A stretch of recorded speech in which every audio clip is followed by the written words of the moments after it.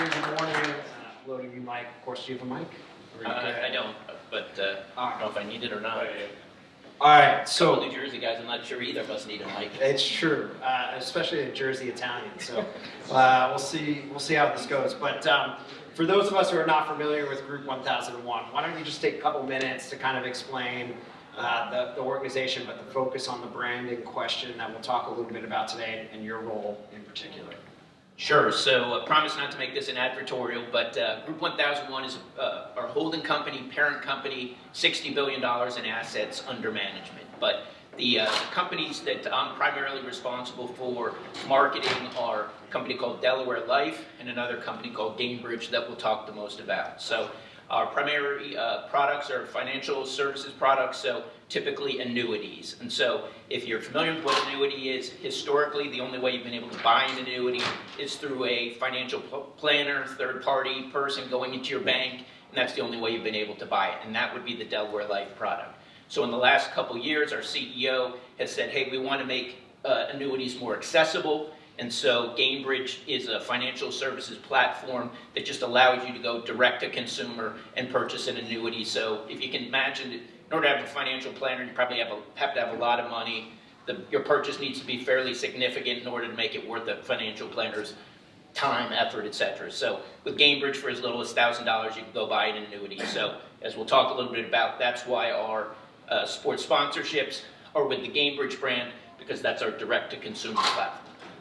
Excellent. And so your portfolio, a heavy mix of motorsports, women's sports, a couple of other investments here and there are sprinkled in. But what about motorsports creating a unique platform for that type of product? Because maybe on the surface doesn't seem to make too much sense, but how did you leverage motorsports in general?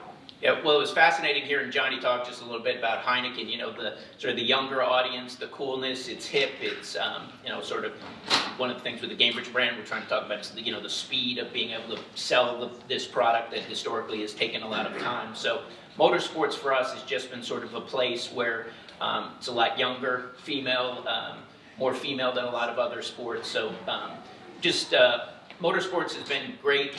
We started with IndyCar, so we're a sponsor of the Andretti Global team, and then we've recently moved over into NASCAR. In addition, we're the lead sponsor of the Indy 500. That's where we're headquartered. It's in Indianapolis, Indiana. So that's we sponsor the Indy 500, and then we're also a founding partner, just like Heineken, of the Miami Grand Prix. So a lot of motorsports there to choose from. Yeah, and so how do you then take that type of platform where you've got IndyCar, F1, a little bit of NASCAR, three very different kind of consumer experiences based on the format of the event, and how do you ensure that your message is translating through all three of those and then reaching the right consumers for those individual segments? Sure. So as you can imagine, obviously F1 has a different audience than IndyCar has, than NASCAR has. And so really what we do is we just look to tailor, for the Miami F1 race, as Johnny was saying, Paddock Club tickets are whatever, $15,000 or something. So that's a very sort of high-level person. That's going to be the banking executive, et cetera, who's going to come be a part of that experience. For us, that's not really so much of a consumer event, whereas the Indy 500, where we're the lead sponsor, that's where we do more of the activations in the fan zone and do those sort of things. We're able to, because of our relationship not only with the Indy 500, but with the Andretti Global, we have sort of the three drivers that drive for the team that we're able to engage in the fan zone and do some things like that down at the consumer level. And then similarly with NASCAR, the thing that we really love about the NASCAR experience, and really no different than Andretti Global, is one of the things that I found in this since joining the company 2 years ago, and I've been in sports marketing the whole time, but really having something where you can take the property all the way from the athlete and also get the property itself. So for example, when we activate a NASCAR event, we can get the driver and the team and and obviously our brand, and sort of have all of that integrated. Whereas, for example, we have the naming rights partnership for the Indiana Pacers on the Gamebridge Fieldhouse, where the Indian Fever and Pacers play. but if you don't have an athlete, you can't activate that at the same level. So one of the things that we've liked about motorsports is in both IndyCar and NASCAR, you get the athlete. You don't have to negotiate with the team and then go over here and negotiate with the athlete. So as a marketer, it makes it more simple. It's completely vertical, and now you're pulling in the driver social, the team social, all of that sort of stuff. So, another reason that motorsports has been really good to us. So that athlete component's a really good segue. I think you work with some woman named Caitlin. I think she plays basketball. Is that right? Confirm. Can confirm. Okay, and so I think, And golf, actually. and Annika on the golf side. So 2024, more so than ever, felt like the year of women's sports. Right? We saw an explosion of women's sports popularity. I think the women's NCAA basketball tournament viewership was up 89% versus 23, but 285% versus 2022. So we're seeing this sustainable, scalable explosion in women's sports, which as a father of 2 daughters is fantastic. Something for them to aspire to. So how did you as a company say, okay, we're gonna make our mark in women's sports? And then more importantly, how did you figure out how to do it the right way? Because if you miss and you come across as a brand that's like, oh, women are hot right now, let's put some money over here, it blows up in your face. So talk us through your women's sports strategy. Sure. So really the credit needs to go to our CEO, Dan Towers, because I think he was ahead of it. And so, I sort of like to talk about him being a guy with Midwest values. He's from Indiana and just really is a believer in, our actions have to represent what we're saying. So more than half of our employees are women, more than half of our customers are women. So he's saying, hey, if we're really going to truly be authentic to these customers and to our employees, doesn't our spending have to match what we're doing? So our first foray into it was with the LPGA Tour, with a tournament there. For those of you familiar with the Indianapolis Motor Speedway, there's actually a golf course that actually goes inside the speedway. So that being our hometown event, started with an event there, and then over time has evolved just this last year to an event with Annika Sorenstam, arguably maybe the greatest LPGA player of all time, if not definitely the greatest player of the modern era. And so we have a tournament that we had just last week with Annika Sorenstam as the namesake of that tournament. Additionally, concurrently, essentially, this last week, Billie Jean King, she is the namesake of a tournament known as the World Cup of Women's Tennis. For those of you who are tennis fans, the tournament's been around since 1963. It was called the Fed Cup, the Federations Cup. It's the women's version of the Davis Cup, if you're familiar with that at all. 3 years ago, that got renamed as the Billie Jean King Cup, and that's when we came on as the lead sponsor of that event. And so, again, both of these things, in my opinion, were sort of put in play before that sort of run of women's sports. It obviously was trending in a positive direction, but sort of the hockey stick hadn't yet happened. And then whatever it was, 2 years ago, the Indiana Fever, who play at Gainbridge Fieldhouse, have not historically been a good team for the last couple of years. So we've had the #1 pick for 2 consecutive years. And so I was sort of looking, and I was like, oh, they hadn't yet done the ping pong ball for the WNBA or whatever it is they do, but the Indiana Fever had a 50-50 chance of having the #1 pick. So I went into my boss's office and I said, I think we should probably look at signing Caitlin Clark. So this was in the fall. This was in the fall of her senior year. So she was Caitlin Clark, but she was not yet Caitlin Clark. Like, it hadn't sort of taken off on that rocket ship. She hadn't set the records and all that sort of stuff. And I said, and it kind of goes back to what I was saying is, if you don't have the athlete, it's hard to activate something like Gainbridge Fieldhouse. So, she's so iconic that we can actually use her in our Pacers advertising, right? Like, so that's, the Pacers were like, well, why would you do that? It's like, well, she's more recognizable than probably anybody on the Pacers. Yeah. Exactly. So for us, signing her was obviously incredible. And so when you sort of look at it, it's, I think the challenge for us is like, okay, so we have Billie Jean King, who is truly the GOAT. The GOAT is like the one thing that I hate the most, because I feel like anybody who goes off for 50 points in an NBA game the next day is the GOAT, right? Like, but G stands for the greatest, and she is truly the pioneer of women's sports. If you can tell me somebody who's done more for women's sports than Billie Jean King, I'd be hard-pressed to think who it would be. Then we have Annika Sorenstam, the greatest, and now we have this new phenom who may over time become the greatest, obviously the Rookie of the Year this last year. So I think the challenge for us going forward is, okay, you have Billie Jean King, Annika, and Caitlin Clark, like, who do you sign next, right? Like, so who do you have in that portfolio? So again, I think with our CEO's vision, we're sort of ahead of the curve, but it's just ultimately wanting our brand and what we do and where we spend to represent what we hope are the values of our company. Yeah, and so all of those investments eventually led to a concept called Parity Week, which we'll get to in a second. But before we get to that, so how do you then walk back into that CEO's door or office and say, okay, this has been a successful investment, or this has been. How do you define success, and like what important measurement components for you as a business outside of customer acquisitions and direct sales, which we all know in sponsorship, it's very difficult to connect to direct sales. What do you go in there and say to the CEOs, like, you know what, thanks for your support, we were right, here's why? Right, so it's a couple of things. So with the GameBridge platform, with it being a website in essence, it's arguably the easiest thing to sort of measure, right? Like you have the F1 race, we have signage in turns 12 and 13 or whatever it is, and on that weekend, the searches go up. Or when both the Fever and the Pacers were both in the playoffs. Similarly, everybody's seeing Gamebridge Fieldhouse on the thing. What's Gamebridge? And so it's, for us, sponsorships has been, at least with the Gamebridge brand, very easy. So with Delaware Life, as I mentioned, that's more of a B2B play where the people we're entertaining are your bankers and folks of that nature. So that's more of the longer term, hey, by inviting Andrew to that event, what did that mean for our business with him going forward? So that's a little bit longer term. But with being a website, it's a lot easier to sort of track that success.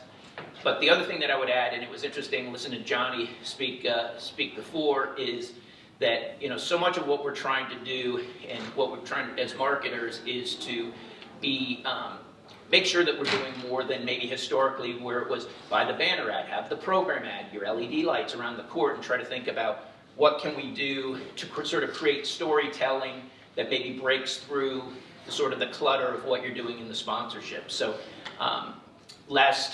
hopefully you saw it, but with our Annika tournament, we had Caitlin Clark come and play in the Pro-Am. So that we're the lead sponsor of that tournament. We brought our brand ambassador to that tournament. She played alongside Nelly Korda, the #1 player on the LPGA Tour. She played alongside Annika Sorenstam.